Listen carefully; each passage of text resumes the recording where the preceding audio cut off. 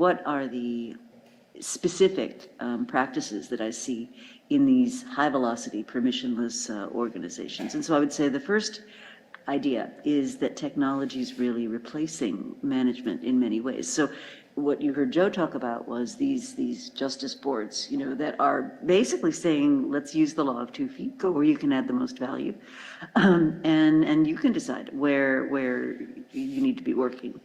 A second thing is these, in between computer programs, you have what they call application programming interfaces. So, your bank and your insurance company don't have to rewrite their systems to be able to share information, because there's this layer in between called an application programming interface, or APIs.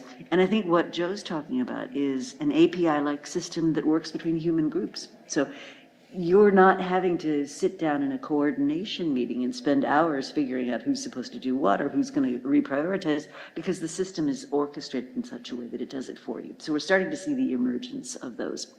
Another thing is single-threaded teams. And Joe didn't dwell on this that much, but the idea that when you're working on something, let's call it a bottleneck in the Tesla system, that's all you're working on. You're not task switching and jumping from topic to topic to topic all day long.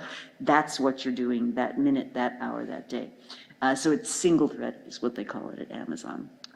You're working modularly. So you're taking these big, giant things and breaking them down into replicable modules, so that as you're building each module, you learn, right? You're embedding learning in your system. And finally, you're working in parallel. You're not doing things in sequence with these long waterfall modules. You're working in a way that allows you to parallel process.